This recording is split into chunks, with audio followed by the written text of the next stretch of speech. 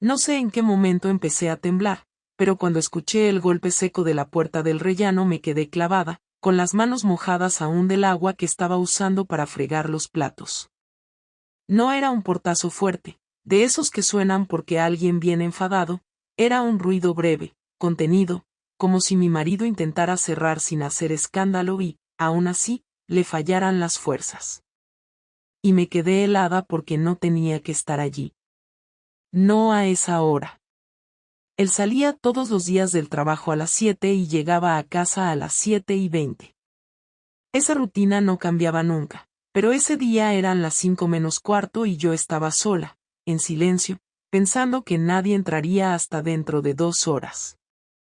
Cuando escuché su voz diciendo mi nombre desde el pasillo, no sonó como siempre. Sonó bajita, como si le costara respirar, y tuve la sensación absurda de que había entrado alguien que no era él, alguien con su voz pero no con su forma de hablarme. Me giré despacio porque no sabía qué expresión poner, no sabía si sonreír, si preguntarle qué hacía allí, si fingir que no me había asustado. Y entonces le vi.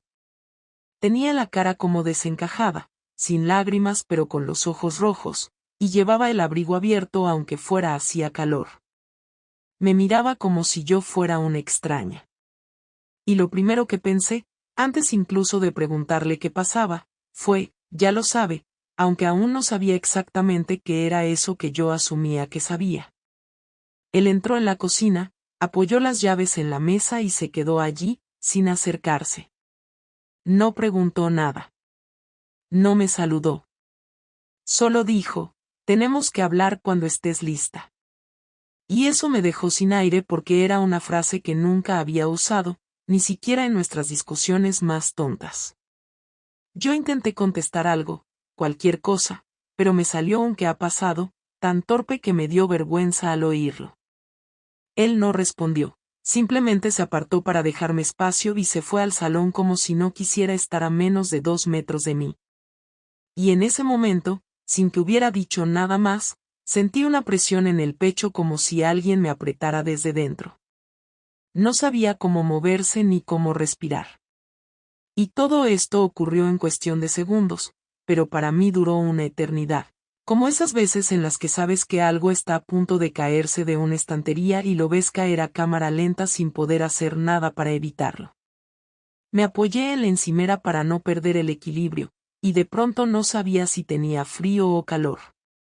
Lo único que tenía claro era que ese tono de voz y esa forma de mirarme significaban que algo se había roto de manera irreversible. Pero todavía no había empezado la conversación y yo ya estaba intentando adivinar por qué parecía tan derrotado, como si fuera él quien hubiera hecho algo horrible. Lo único que repetía en mi cabeza era cuando se dio cuenta. ¿Qué ha visto? ¿Qué le han dicho? Porque me resultaba imposible creer que viniera así por otra razón. Y aún así, no tenía la seguridad de que fuera por eso. Podía haber ocurrido cualquier otra cosa. Un accidente. Una noticia mala. Un despido. Un problema familiar. Pero su forma de no mirarme, de evitarme, de quedarse en el salón sentado en el borde del sofá sin quitarse ni el abrigo, me decía que sí tenía que ver conmigo. Con algo que él llevaba tiempo sospechando pero que no había querido decir en voz alta. Me quedé allí unos minutos fingiendo que recogía la cocina mientras intentaba ordenar mis pensamientos, pero en realidad no tocaba nada. Me movía de un lado a otro como si estuviera esperando instrucciones. Cada gesto suyo, cada silencio, me hacía sentir que la situación estaba fuera de mi control. Y, en el fondo, lo estaba. Él no era una persona impulsiva, nunca levantaba la voz, nunca hacía escenas, así que verlo así, tan serio y tan bloqueado, me dejó completamente expuesta. Sentí miedo, pero no ese miedo de que alguien te vaya a hacer daño físico, sino ese miedo de que la vida que conoces esté a punto de desaparecer y no haya manera de frenarlo. Un miedo que te empuja directo al precipicio aunque no te muevas. Cuando finalmente salí de la cocina y me asomé al salón, él seguía en la misma posición, mirando al suelo, con las manos entrelazadas. No sabía si acercarme o quedarme donde estaba. Se me ocurrió decirle que me había asustado, que no entendía nada, pero eso habría sonado a una excusa, y yo sabía que mis palabras tenían un peso que antes no tenían, aunque él aún no hubiera explicado nada. Me limité a decirle, estoy aquí, y él levantó la mirada despacio, como si le costara reconocerme. Me preguntó si podía sentarse conmigo. No era él pidiéndome permiso, era él midiendo cada palabra como si temiera mi reacción. Y eso me cambió el cuerpo entero. Me senté frente a él, y por primera vez en muchos años no supe qué cara poner delante de mi marido. Él respiró hondo varias veces antes de hablar, y me di cuenta de que le temblaba la mandíbula. No parecía enfadado. Tampoco parecía dispuesto a acusarme de nada. Era más bien un hombre que había encontrado algo que no quería encontrar y estaba intentando no derrumbarse mientras buscaba la forma correcta de decirlo. No quiero equivocarme con lo que pienso, pero tampoco quiero callarme más, dijo, y me miró como si necesitara que yo le ayudara a terminar la frase. Pero yo no podía decir nada. No entendía si tenía que admitir algo o dejar que él continuara. Y entonces añadió, no voy a gritarte ni a faltarte al respeto, pero necesito entender qué está pasando entre nosotros, porque hoy he sentido que me había estado engañando a mí mismo. Ese hoy me atravesó como un cuchillo. ¿Qué había pasado hoy? ¿Qué había visto? Intenté mantenerme firme, pero sentí que la garganta se me tensaba. Él siguió hablando, dijo que llevaba semanas con una sensación extraña, que había cosas en mi forma de comportarme que no encajaban, que se había dado cuenta de que yo evitaba ciertos temas, que notaba que me quedaba en silencio cuando él intentaba acercarse.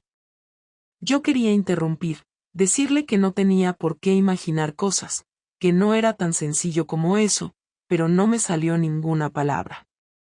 Me limité a escuchar mientras él decía que no quería acusarme de nada sin pruebas, que no quería ser injusto, pero que ese día le había sucedido algo que le había obligado a dejar el trabajo y volver a casa sin pensarlo 2 veces.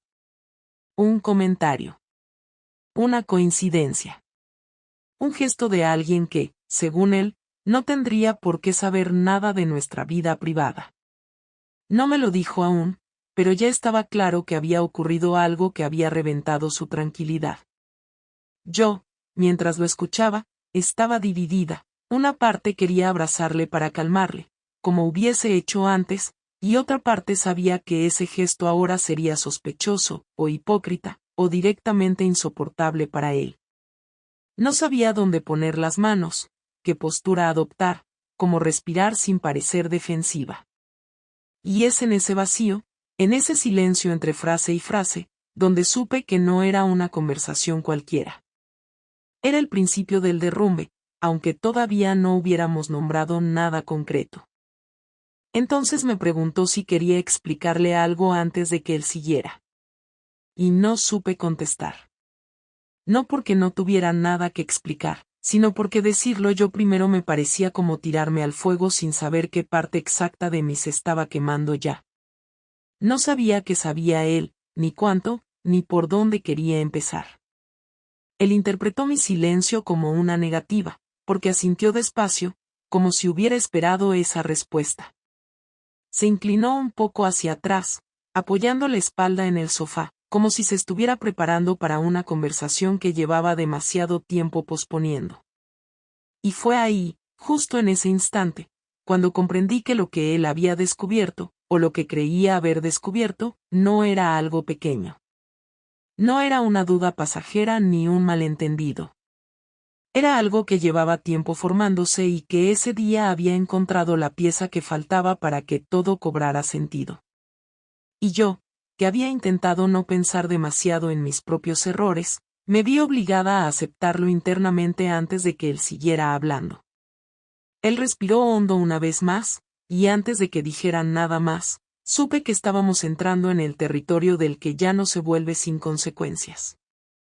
No sé si fue el silencio que se quedó entre nosotros o la manera en que él me miraba esperando que yo reaccionara, pero sentí que ya no podía aguantar más tiempo sin decir nada, aunque todavía no supiera cómo explicarlo sin que sonara a una excusa ridícula. Me moví un poco en el sofá porque tenía la sensación de que el aire en el salón pesaba el doble que siempre, y cuando él vio que me estaba preparando para hablar, hizo un gesto con la mano para que no tuviera prisa. Me dijo: no quiero que te sientas atacada, quiero que seas sincera, y esa frase me atravesó porque la sinceridad era justo lo que yo llevaba semanas evitando. Me quedé mirándolo sin saber si debía empezar por el principio o por lo último que había pasado, pero era imposible ordenarlo sin que pareciera que estaba intentando suavizarlo. Lo peor es que, aunque intenté tomar aire con calma, lo que me salió fue un temblor en la voz que él notó enseguida, porque me dijo: si no puedes hablar todavía, lo entiendo. Pero no quería que pareciera que estaba buscando tiempo. Así que dije: no es que no pueda, es que no sé cómo decirlo sin que suene peor de lo que es. Él cerró los ojos un segundo, como si eso confirmara algo que llevaba temiendo desde hacía tiempo. Lo primero que hice fue admitir que llevaba semanas distinta, porque eso era algo que él ya sabía y no tenía sentido negarlo. Le dije que no había sido de un día para otro, que no era algo que yo hubiera planeado, que ni siquiera entendía en qué momento exacto empecé a alejarme de él. Y mientras hablaba, veía cómo él bajaba la mirada y se frotaba la frente, como si estuviera intentando mantenerse entero. Yo seguí, aunque cada frase me costara más que la anterior. Le conté que había conocido a alguien, pero no me atreví a llamarlo a alguien porque sonaba infantil, así que dije su nombre directamente, como si así pudiera mostrar que no estaba escondiendo nada. Él levantó la cabeza en cuanto escuchó el nombre, y su reacción fue tan contenida que me dio más miedo que si se hubiera levantado gritando. Me preguntó si era alguien del trabajo. Dije que sí.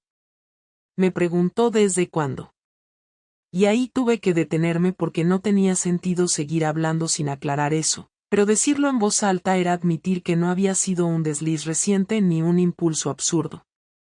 Le dije que no sabía poner una fecha exacta porque al principio no era nada, que todo había empezado con conversaciones que parecían inocentes, que en ese momento no me di cuenta de que enfiarme con él y buscar a esa otra persona no eran dos cosas separadas, sino una sola. Él me preguntó cómo empezó todo realmente, no de forma general, sino el momento concreto en el que yo dejé que aquello dejara de ser una relación de trabajo. Y esa pregunta me golpeó porque no era algo que pudiera disfrazar. Le dije la verdad, que había empezado cuando tuve la sensación de que alguien me estaba escuchando sin prisa, de una manera que hacía tiempo que no sentía en casa. Cuando dije eso, él tragó saliva y apartó la mirada, no porque no quisiera oírlo, sino porque le había dolido y no sabía cómo ocultarlo. Intenté rectificar, aclarar que no era culpa suya, pero me cortó diciendo: no quiero que lo suavices, quiero entenderlo tal y como fue. Así que seguí. Le conté que al principio me sentía más cómoda hablando con esa persona porque no había expectativas, no tenía que demostrar nada, no tenía que estar pendiente de que mis palabras sonaran bien o de no preocuparle. Él entonces me preguntó si yo creía que con él sí tenía que medir cada cosa que decía. Y aunque mi impulso fue decir que no, dije la verdad: a veces sí. No lo dije para hacerle daño, pero lo dije porque era cierto. Él se quedó callado un buen rato, como si estuviera calculando el impacto de lo que había escuchado. Yo seguí porque sabía que si me detenía sería peor. Le conté que un día, sin que estuviera planeado, esta otra persona me tocó el brazo mientras hablábamos, un gesto sencillo, pero que me pilló tan desprevenida que no supe cómo reaccionar. No le aparté la mano, y ese fue el primer límite que dejé que se rompiera. Cuando dije esto, él asintió sin mirarme, como si estuviera anotando mentalmente cada paso que había llevado hasta ahí. Continué explicando que después empezamos a quedar para tomar un café cerca del trabajo, y que en ese momento todo parecía inofensivo, pero yo ya sabía que no lo era. Me preguntó si en ese punto ya sentía algo por él. Le dije que sí, pero que no era algo que hubiera decidido sentir, sino algo que se me había ido metiendo sin darme cuenta. Y cuando dije eso, él soltó un suspiro tan largo que pensé que se iba a derrumbar. Le conté la primera vez que pasó algo realmente serio, aunque me costara decir cada detalle porque sabía que estaba abriendo una herida delante de él. Fue una tarde en la que ambos salimos del trabajo más tarde de lo habitual, y al cruzarnos en la puerta él me ofreció llevarme a casa porque estaba lloviendo. No tendría que haber aceptado, pero acepté. Durante el trayecto estuvimos hablando como siempre, sin tensión, sin nada fuera de lugar. Pero cuando aparcó frente a mi portal, no me despedí y salí del coche. Me quedé allí sentada mirando la lluvia en el cristal y él no se movió tampoco. En algún momento, ninguno de los dos dijo nada, y entonces él se inclinó para besarme. No fue un beso impulsivo, ni rápido, ni desesperado. Fue un beso que yo permití, que no detuve, que no rechacé. Y cuando conté eso, él cerró los ojos como si necesitara apartarse del mundo unos segundos. Me pregunta si volví a casa después de ese beso y me comporté como si nada hubiera pasado. Le dije que sí. Me preguntó si me sentí culpable. Le dije que sí, pero no lo suficiente como para alejarme de aquello. Y esa fue la primera frase que lo rompió del todo. Lo vi cambiar la postura, pasar de quedarse inmóvil a mover las manos como si no supiera dónde ponerlas. Me preguntó si dormí con él. Yo sabía que esa pregunta llegaría. No intenté rodearla. Le dije que sí. Y antes de que pudiera preguntar nada más, añadí, pasó más de una vez. Él dejó caer la cabeza hacia adelante, tapándose la cara con las dos manos, y en ese momento pensé que debía haber esperado a que él pidiera los detalles en lugar de adelantármelos. Pero ya estaba hecho. Le conté cómo había ocurrido la primera vez, aunque me temblaran las manos al hacerlo.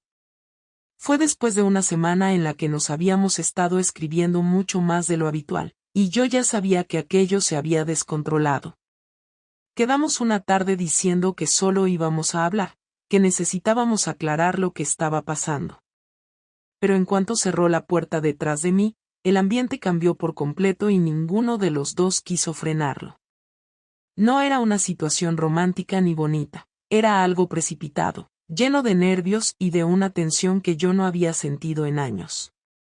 No puedo decir que fuera algo impulsivo porque llevaba días sabiendo que si ocurriría.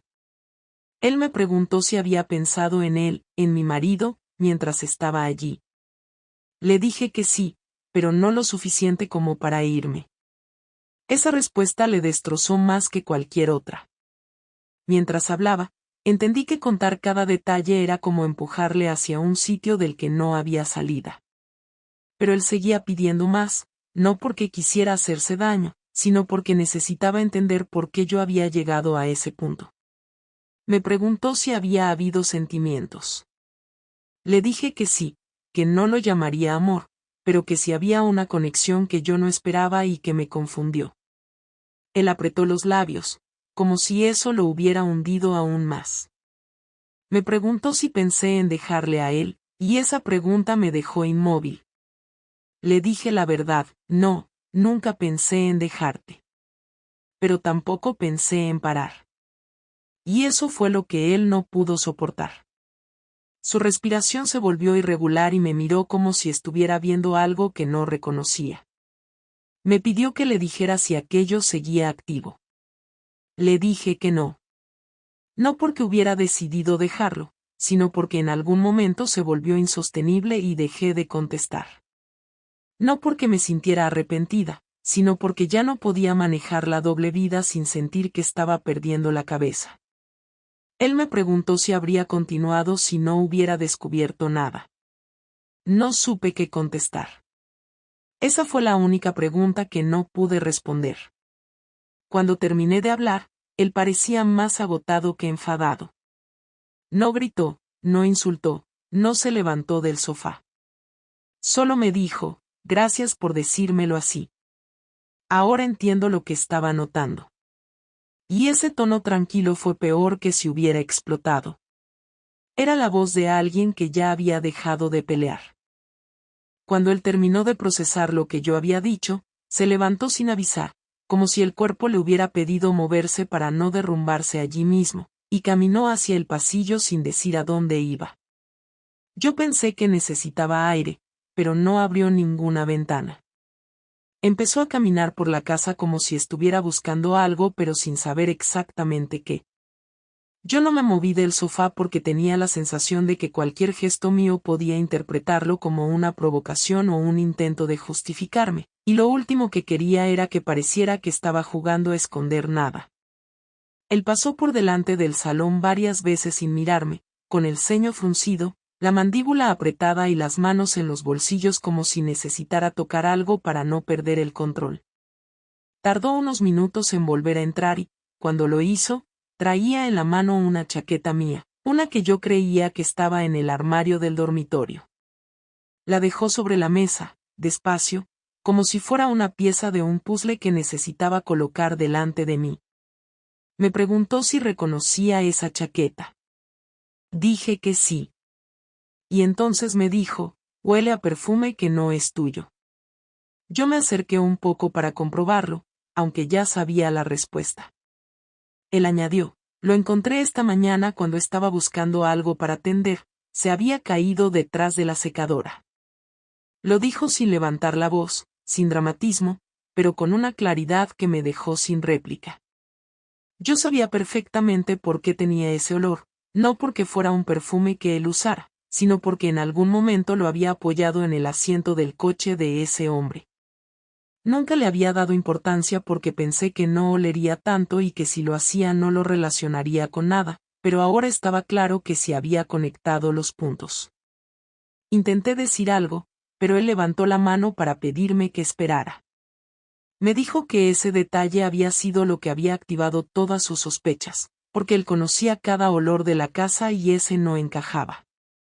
Y añadió que no había querido mencionarlo antes de hablar conmigo porque no quería acusarme basándose solo en algo tan pequeño, pero que al encontrarlo había sentido una sensación tan fuerte en el estómago que le había costado concentrarse en todo lo que tenía que hacer durante el día. Yo le dije que podía explicarlo, aunque sabía que sonaba absurdo, y él me respondió, no quiero explicaciones que ya hemos superado. Quiero que entiendas cómo he llegado hasta aquí. Después se apoyó en la mesa y se quedó mirándome fijamente, y por primera vez desde que empezó la conversación noté algo distinto en su expresión, no solo dolor o decepción, sino una determinación que me hizo sentir un tipo de miedo diferente. Me dijo que había vuelto a casa porque necesitaba comprobar si había algo más fuera de su sitio, y que, aunque no había encontrado nada concreto, la sensación no se había ido. Me dijo que había subido al dormitorio, que había mirado mis cajones, que había abierto el baño, que había revisado cosas que nunca había tenido necesidad de revisar porque confiaba en mí.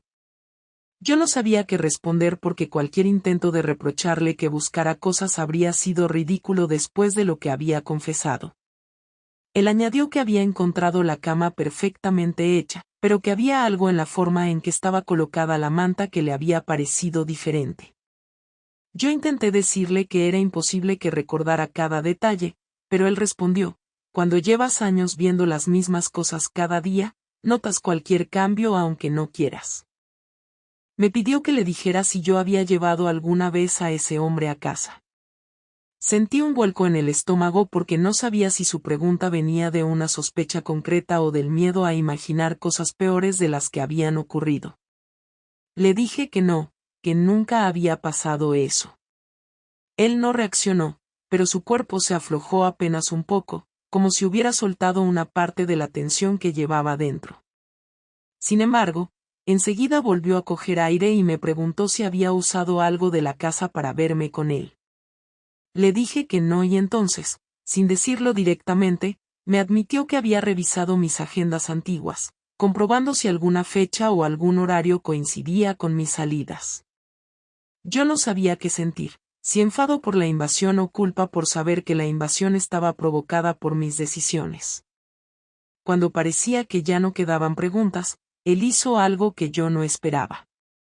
Fue al cajón del mueble del salón, sacó un bloc y un bolígrafo, se sentó frente a mí y lo abrió por la primera página, como si estuviera tomando declaración. Lo hizo sin dureza, pero con una seriedad que me heló.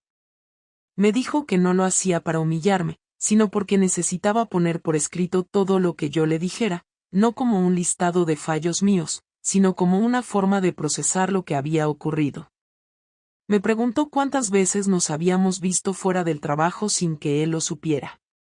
Le di un número. Lo apuntó sin hacer comentarios. Me preguntó dónde. Se lo dije. Lo escribió. Me preguntó si yo había cambiado mis rutinas por él. Le dije que sí, le expliqué cuáles. Las apuntó una por una sin levantar la vista. Me preguntó si había algún regalo, alguna carta, algún detalle que yo hubiera guardado. Le dije que no. Lo escribió igual, sin juzgarlo. En un momento dado se detuvo, dejó el bolígrafo sobre la mesa y me miró directamente, y lo que me dijo fue lo más duro que había escuchado en toda la tarde. ¿Hubieras seguido si hoy no hubiera encontrado la chaqueta? Esa pregunta me dejó sin aire. Podría haber dicho que no, que ya estaba todo roto antes de que él la encontrara, pero habría sido una mentira que él habría detectado al instante, porque me conocía demasiado bien. Podría haber dicho que sí, aceptando la crudeza, pero eso habría sido una puñalada innecesaria. Así que dije la verdad más simple y dolorosa, no lo sé. Él cerró los ojos un segundo, y aunque no lloró, su respiración se volvió más profunda, como si estuviera conteniendo algo que no quería que saliera. Después de ese momento se levantó, guardó el bloque en el cajón y me pidió que lo acompañara al dormitorio. Yo dudé porque no sabía qué pretendía hacer allí, pero al final me levanté y lo seguí.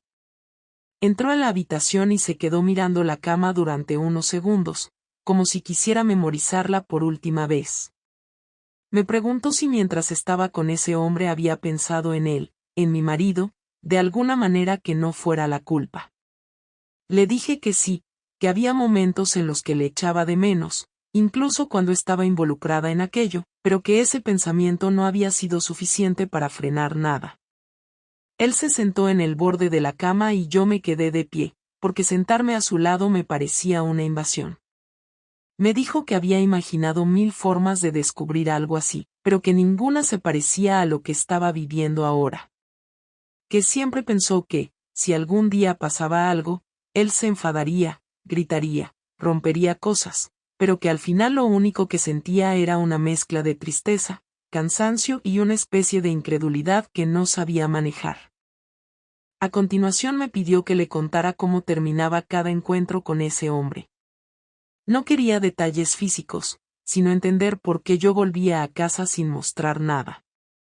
Le dije que cuando salía de casa de él siempre me tomaba unos minutos para recuperar la compostura, que caminaba despacio, que respiraba hondo, que intentaba dejar cualquier rastro emocional fuera para que en casa no se notara. Él me preguntó si en algún momento me había sentido atrapada por tener que ocultarlo. Le dije que sí, que había días en los que pensaba en terminarlo, pero que al día siguiente volvía a ceder.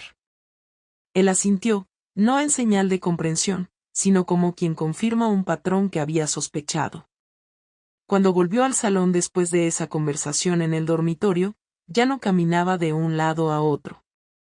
Tenía la postura rígida, como si hubiera tomado una decisión que aún no quería expresar.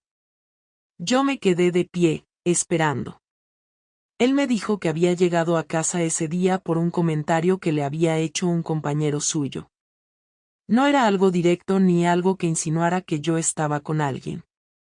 Era una frase inocente, algo sobre la cantidad de horas extra que yo estaba haciendo últimamente y que a él le había sonado extraña porque yo no solía acumular horas sin avisar. Ese comentario, sumado al olor en la chaqueta, había sido suficiente para que se le encendiera una alarma interna que llevaba tiempo ignorando. Me confesó que durante todo el trayecto de vuelta a casa había estado convencido de que al llegar encontraría algo evidente, algo innegable, algo que explicara de forma brutal lo que él ya sospechaba. Que no lo encontrara no le tranquilizó. Le dio más miedo. Terminamos la conversación sin que él dijera qué iba a pasar después. Solo me dijo, ya sé todo lo que necesito saber. lo demás no puedo decidirlo hoy. Y yo asentí porque sabía que cualquier palabra adicional podía empeorar un escenario que ya estaba roto. Él se fue al despacho, cerró la puerta y yo me quedé en el salón sin saber si debía esperarle o dejarle solo. No hubo gritos, no hubo portazos, pero la distancia entre nosotros era más grande que nunca. Cuando salí del salón para buscarlo en el despacho, ya habían pasado más de 20 minutos desde que cerró la puerta, y aunque no escuchaba ningún ruido dentro, sabía que estaba despierto. Me acerqué despacio, sin saber si debía llamar o esperar, y al final toqué la puerta con suavidad. No respondió. Toqué otra vez y dije su nombre, intentando que sonara firme pero sin exigir nada. ¿Puedo entrar? No hubo respuesta, pero tampoco un no que me cerrara el paso, así que abrí la puerta lentamente. Él estaba sentado delante del ordenador, pero no estaba usándolo, solo miraba la pantalla apagada como si estuviera concentrado en algo que no se veía. Me coloqué frente a él, pero no demasiado cerca, y le pregunté si podíamos hablar.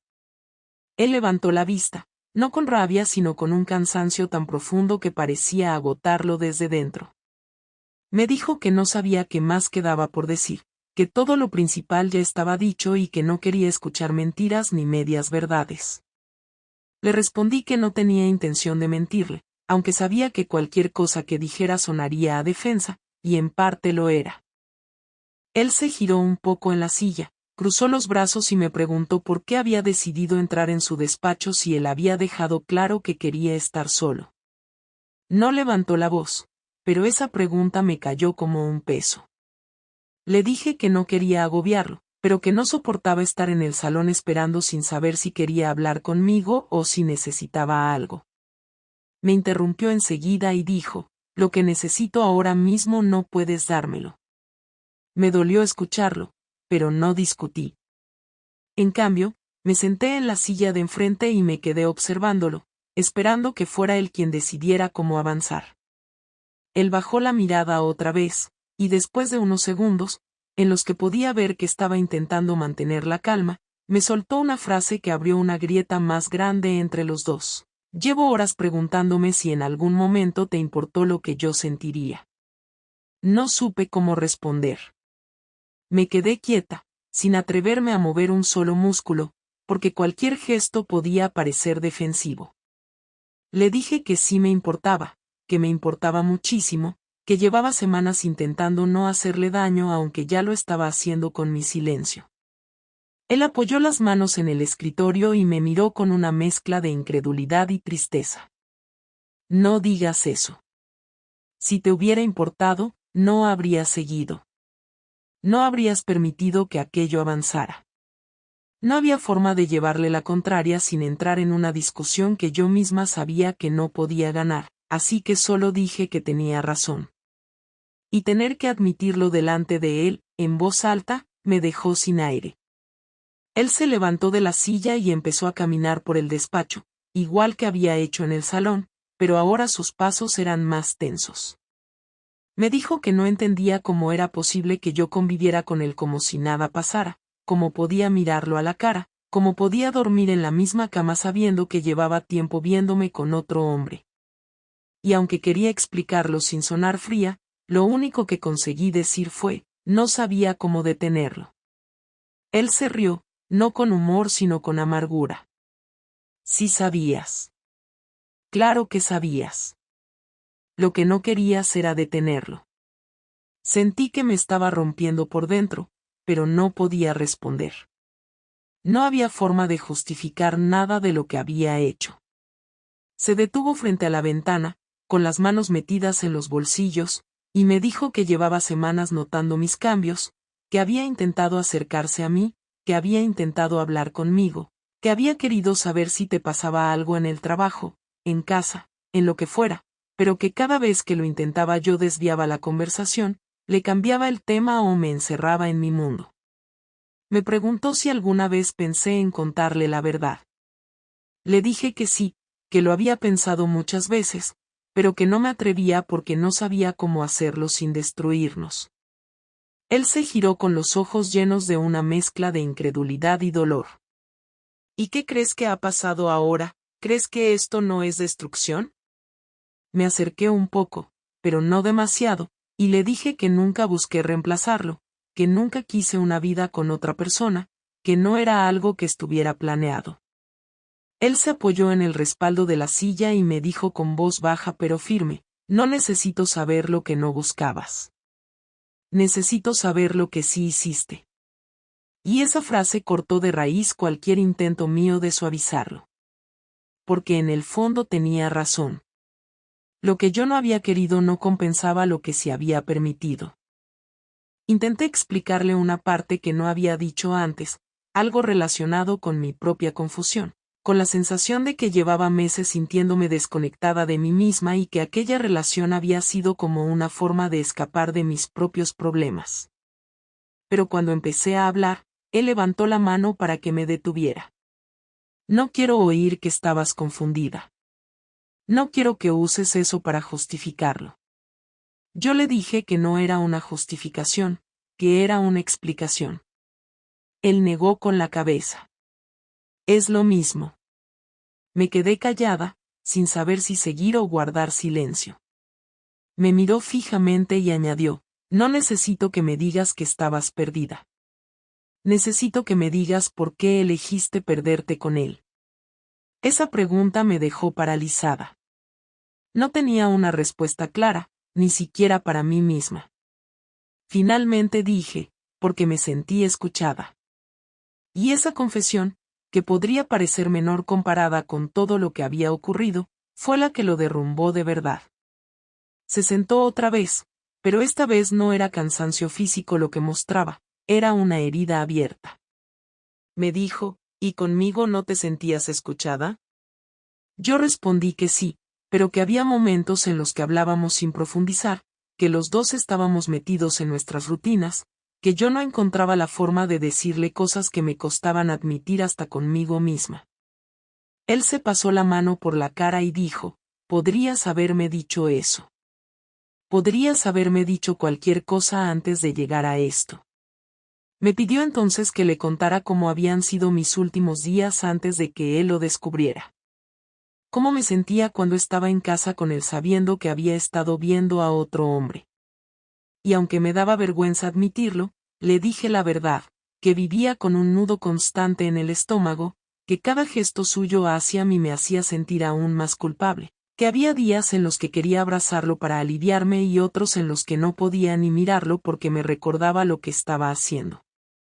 Él respiró hondo, como si cada palabra mía fuera otro golpe que tenía que resistir.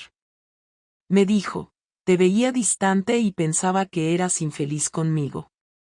Nunca imaginé que estabas viviendo una doble vida.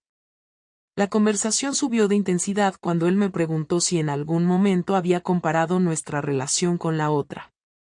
No quise contestar porque sabía que cualquier frase sería combustible para su dolor, pero él insistió. Dije que no lo comparaba, que no eran cosas del mismo tipo. Se enfadó, pero de una manera distinta, no explosiva, sino tensa. Me dijo, claro que las comparabas. Si no, no habría seguido. Le dije que no comparaba, que simplemente me dejé arrastrar por algo que no entendía. Él se inclinó hacia adelante y dijo, eso no es una explicación. Eso es evitar la responsabilidad. Me pidió que le dijera si lo había querido menos durante este tiempo. Esa pregunta me noqueó. Le dije que no, que él seguía siendo la persona más importante en mi vida. Él soltó una risa triste. Entonces tu lógica es que puedes querer a alguien y aún así traicionarlo durante semanas. No tenía respuesta para eso.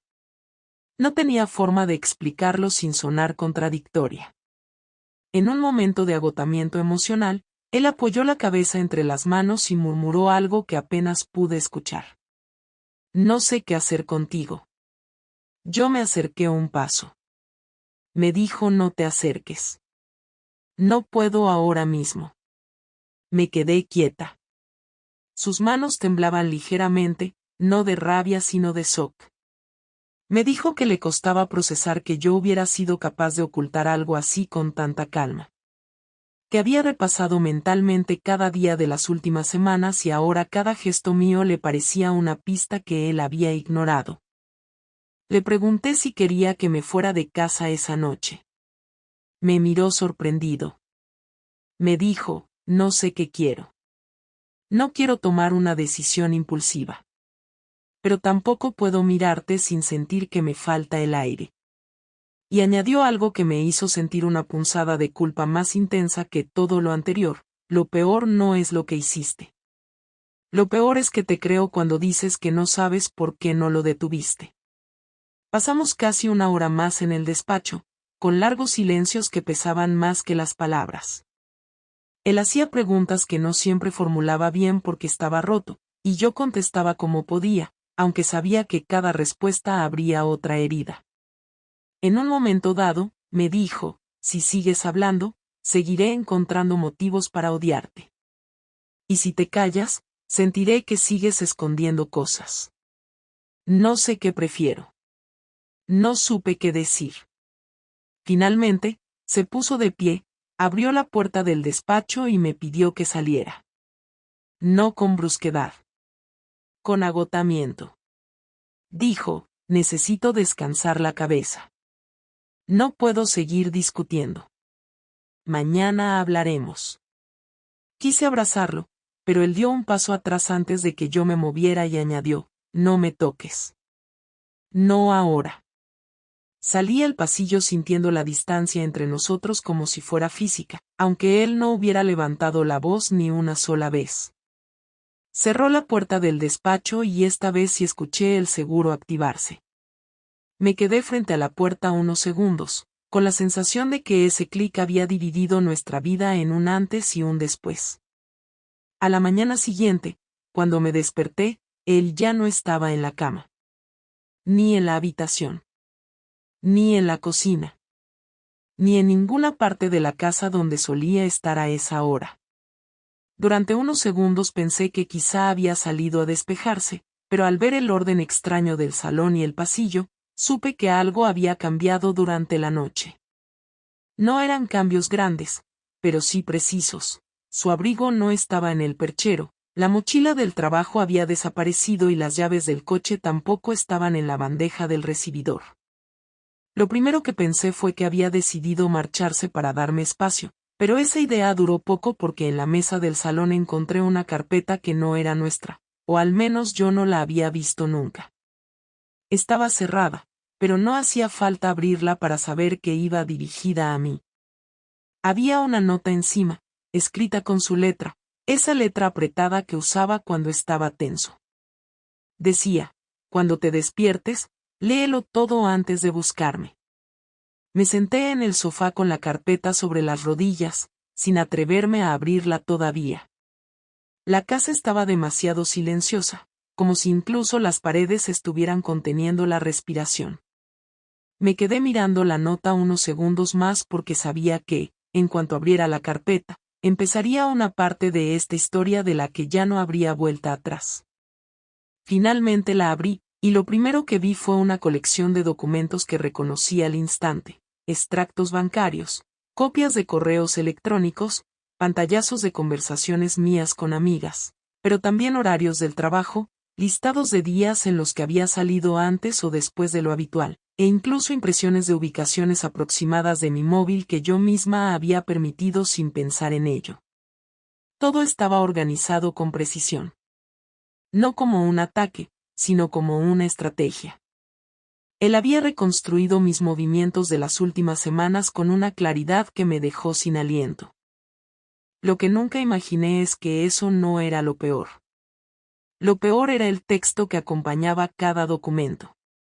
Había notas escritas por él explicando qué había pensado en ese momento, qué había sentido cuando había empezado a sospechar, cómo había enlazado cada detalle con el siguiente hasta construir la idea de que yo le estaba engañando. No eran notas de rabia. Eran notas de alguien que estaba analizando su propia caída emocional. Decía cosas como: aquí empecé a dudar de mí mismo, aquí pensé que quizás te estaba imaginando distante cuando no era así, Aquí ya sabía que algo estaba mal, pero aún quería creer que no era lo que parecía. A medida que leía, me di cuenta de que él no había preparado esa carpeta para echármela en cara, sino para mostrarme el proceso que lo había llevado al límite. Era la radiografía de un hombre intentando mantener la cordura mientras la persona que amaba se le escapaba entre los dedos sin que él pudiera detenerlo. En una de las últimas hojas había algo que me heló. Una lista de cosas mías que habían desaparecido de la casa. No cosas materiales de valor, sino cosas simbólicas, una bufanda que él me regaló en nuestro primer viaje, una carta que le escribí hace años y que guardaba en el cajón de la mesita, unas fotos antiguas que teníamos en una caja. Junto a cada objeto había una anotación, guardado, sellado, apartado. No decía dónde. Solo que ya no estaban aquí. Me levanté del sofá, empecé a mirar por la casa como si necesitara comprobarlo con mis propias manos. Era verdad. La bufanda había desaparecido. La carta no estaba. Faltaban algunas fotos. Era como si hubiera empezado a borrar mi presencia simbólica antes de borrar la física. No entendía si era una forma de protección para él o una forma de castigo para mí. Cuando volví al salón había un mensaje suyo en el móvil. Decía, no vuelvas a llamarme hoy. Te avisaré cuando pueda verte. Sentí una presión en el pecho tan fuerte que tuve que sentarme otra vez.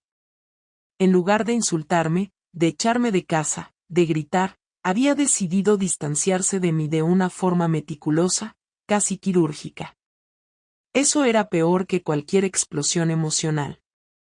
Era una estrategia de supervivencia, una venganza silenciosa que no cruzaba ninguna línea legal ni física, pero que me dejaba completamente descolocada.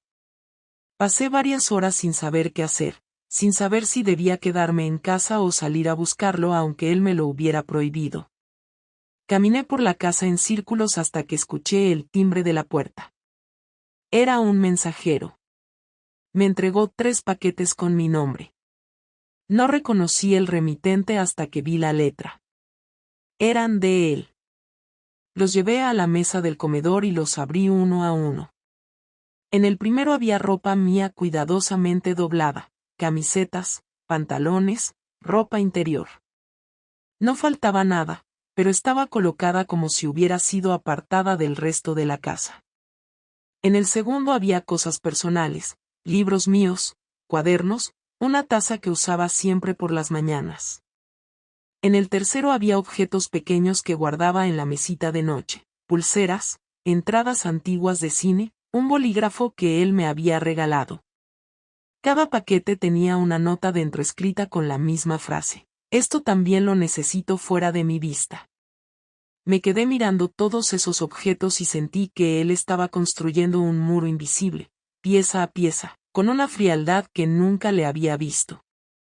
Y no lo hacía enfadado. Lo hacía con determinación. Su venganza no era gritarme ni humillarme ni exponerme frente a nadie. Era extraerme de su vida como si fuera una operación precisa que necesitaba hacer sin un solo movimiento brusco.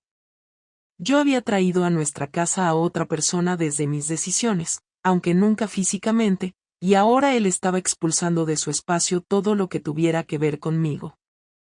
Al mediodía recibí otro mensaje. No vuelvas a cocinarme nada. A partir de hoy, cada uno se encarga de lo suyo. Fue la frase más seca que me había escrito nunca. Le respondí preguntando dónde estaba. No contestó. Le escribí otra vez, preguntándole si podíamos vernos al menos para hablar cara a cara. Nada. Pasaron 2 horas hasta que recibí otro mensaje. No voy a dormir en casa esta noche. Eso fue un golpe que no supe cómo encajar. No sabía si estaba en casa de un amigo, en un hotel o simplemente conduciendo sin rumbo. Y la incertidumbre era justo lo que él quería que sintiera, porque era la primera vez que yo no tenía control sobre nada. Por la tarde llegó otro envío. Esta vez no eran cosas mías. Eran copias impresas de correos electrónicos entre nosotros de hace años. Correos tiernos, divertidos, planes que habíamos hecho, mensajes que habíamos escrito cuando todavía nos buscábamos con ilusión. No entendía por qué me los enviaba hasta que leí la nota que los acompañaba. Quiero que recuerdes lo que tiraste. Fue la única frase que me hizo llorar sin poder controlarlo. Más tarde recibí un último mensaje suyo: mañana hablaremos. Hoy no puedo verte sin perder los papeles. No quiero hacerlo. No sabía si agradecer esa contención o temerla. Cuando se hizo de noche, la casa parecía otra. No había señales de él en ninguna parte. Ni un olor suyo, ni un objeto fuera de sitio, ni una taza suya en el fregadero. Era como si hubiera pasado un día entero borrando cualquier rastro de su presencia para que yo entendiera lo que significa quedarse sola en la misma casa que compartimos durante años. Y ese vacío era su venganza, no destruir nada, sino dejar que yo conviviera con la versión más dura de mis actos. Me acosté sin saber si él volvería al día siguiente o si esa noche marcaría el inicio de una separación definitiva. No pude dormir. Cada vez que cerraba los ojos veía los paquetes, las notas, la lista de objetos que había apartado, las horas que había pasado organizando su distancia. Estaba ejecutando su dolor con una disciplina que jamás le había conocido, y esa disciplina era más devastadora que cualquier grito o reproche. Antes de dormirme, miré el móvil esperando un último mensaje suyo. No llegó. Y la casa, que siempre había sido nuestro refugio, se convirtió en un espacio donde cada silencio era un recordatorio de lo que había destruido.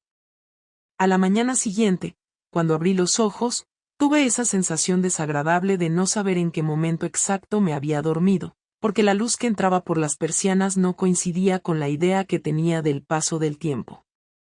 Me incorporé despacio, mirando la otra mitad de la cama como si pudiera aparecer allí por arte de magia, aunque sabía perfectamente que no iba a estar. La casa seguía igual que la noche anterior, silenciosa, demasiado ordenada, con ese aire extraño de lugar ocupado pero vacío, una presencia ausente que se notaba más que cualquier ruido. Me quedé un rato sentada en el borde de la cama sin saber si levantarme o seguir allí sin moverme, porque cada decisión, incluso las más básicas, parecía necesitar una reflexión que antes jamás hubiera existido. Pero al final me obligué a ir a la cocina. No había ni un vaso suyo, ni una huella reciente en la encimera, ni el olor del café que él preparaba siempre.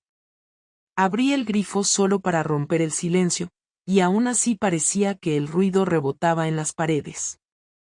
Me senté en la mesa con el móvil en la mano. No había mensajes suyos. Revisé mi correo, por costumbre absurda, sabiendo que no iba a escribir por esa vía. Finalmente me rendí y mandé un mensaje corto: estoy despierta. Cuando puedas hablamos. Pasaron 10 minutos sin respuesta, luego 20, luego 1 hora. Pensé que quizás todavía estaba dormido donde fuera que hubiese pasado la noche. O que no quería contestarme. En cualquier caso, no podía quedarme esperando indefinidamente, así que decidí ducharme y vestirme, aunque la ropa que escogí me parecía irrelevante. Mientras me miraba al espejo tuve esa sensación incómoda de observar a una desconocida, alguien que había creado un daño tan grande que ni siquiera sabía cómo sostener su propia imagen. A las 11 de la mañana por fin recibí un mensaje suyo: estoy en el parque. Ven si quieres hablar. Me quedé paralizada unos segundos porque no esperaba un lugar así.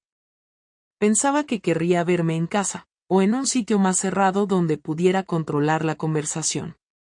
Pero elegir un parque tenía un significado evidente: necesitaba espacio, necesitaba aire, necesitaba sentir que podía alejarse si algo le superaba.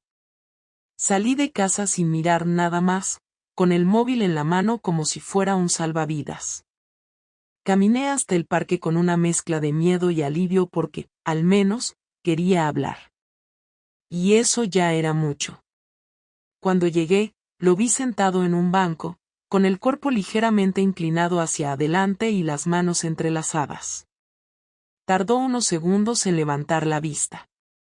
Su expresión no era de odio ni de rabia, sino de alguien que llevaba demasiadas horas analizando emociones sin descansar. Me acerqué despacio, sin querer invadir su espacio. Le pregunté si podía sentarme. Asintió con un gesto pequeño. Me senté, dejando un hueco entre nosotros, y esperé a que fuera él quien empezara. No me miró directamente. Se quedó observando el suelo mientras decía, he intentado dormir, pero no conseguía cerrar los ojos sin repasar cada detalle. Yo escuché en silencio, sabiendo que si decía algo demasiado pronto podía frenarlo. Él continuó, no he venido para echarte más cosas en cara. Ya dijiste lo que tenías que decir. Yo también dije lo que necesitaba. Hoy no quiero discutir. Quiero entender qué hacemos a partir de aquí. La frase me cayó tan fría que tuve que respirar hondo para no romperme en ese instante. Le dije que estaba dispuesta a hacer lo que hiciera falta para arreglarlo, aunque no tuviera ni idea de cómo empezar. Él se rió por primera vez en días, pero no era una risa alegre. Eso lo dices ahora porque tienes miedo. No porque tengas claro qué quieres. Me quedé callada. No podía negar que tenía miedo. Miedo a perder lo que teníamos, a enfrentarme a la consecuencia real de mis decisiones. Él añadió, quiero que seas honesta contigo, no conmigo. Conmigo ya lo fuiste. Ahora te toca a ti preguntarte qué quieres realmente. Yo le dije, quiero seguir contigo. Él por fin me miró a los ojos, y su mirada no era de ternura ni de rechazo, sino de una claridad dolorosa. ¿Quieres seguir conmigo porque me quieres o porque no quieres asumir que has destruido algo que te daba estabilidad? No supe contestar. Mi silencio lo dijo todo. Él suspiró y se apoyó en el respaldo del banco. No puedo vivir con alguien que no sabe por qué está conmigo. Intenté explicarle que sí lo sabía, que solo estaba bloqueada, que la culpa me estaba paralizando, pero él negó con la cabeza. No quiero que me quieras por culpa. Ni por costumbre.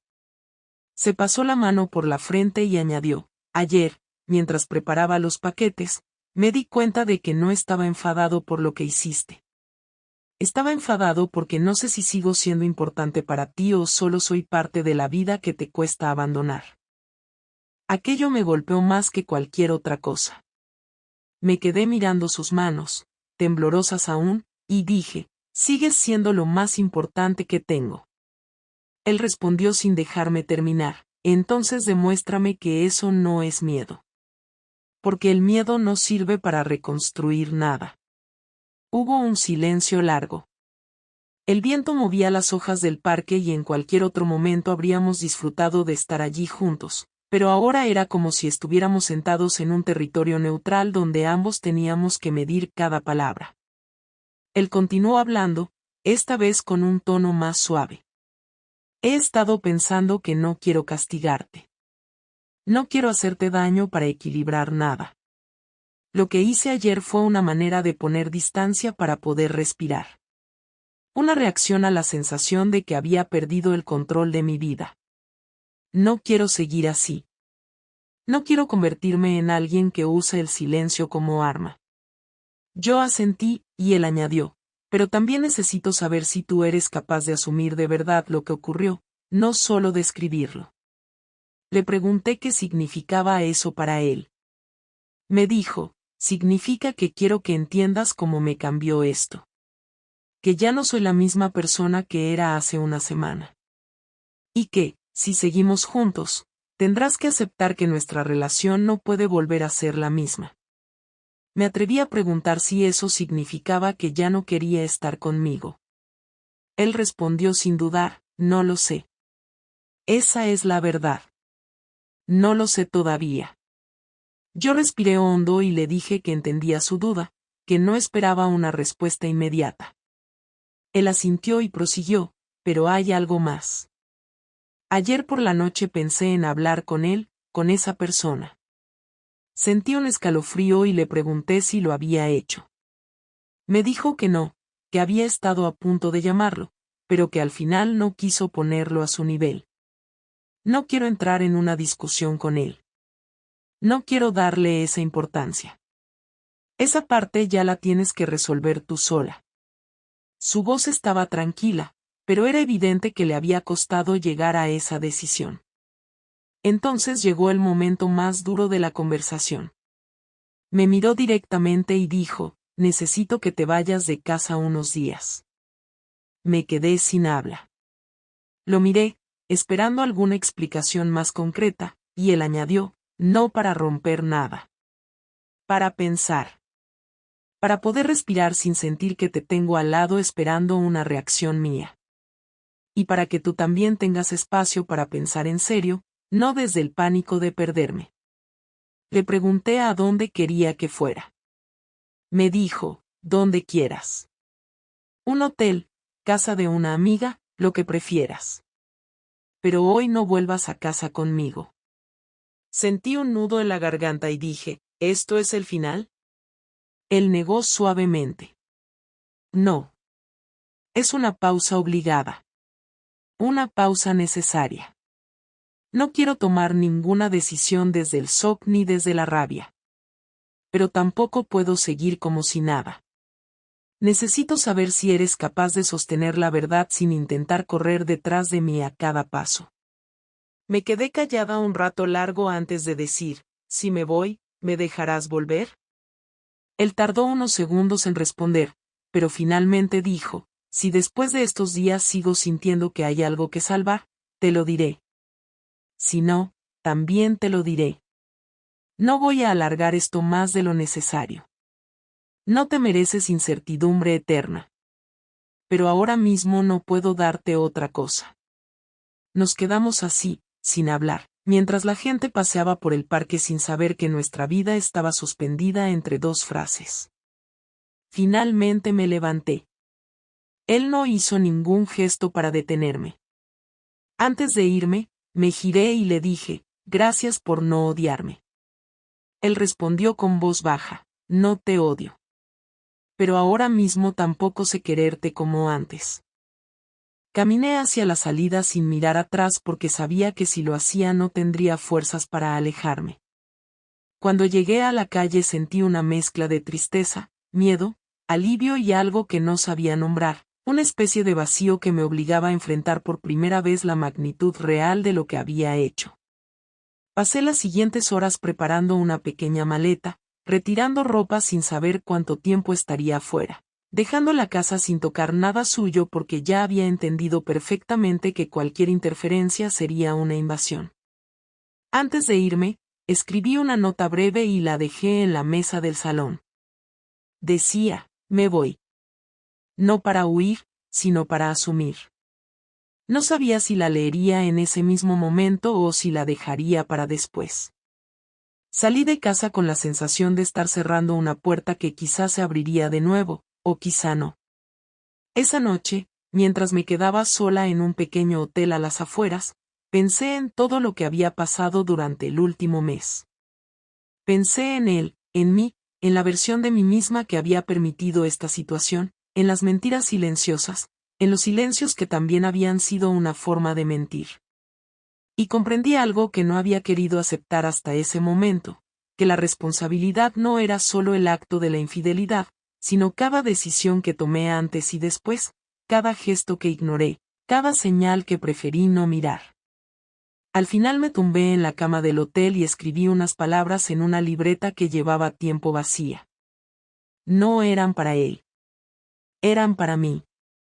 Decía, he roto algo que ahora tengo que mirar de frente, aunque sea incómodo. Y si al final él decide que no quiere seguir conmigo, tendré que aceptarlo sin convertirme en alguien que se destruye a sí misma para castigarse. Y en ese momento, por primera vez desde que empezó todo, sentí una extraña forma de claridad. No alivio. No esperanza. Solo la certeza de que, pase lo que pase, ya no podía volver a esconderme.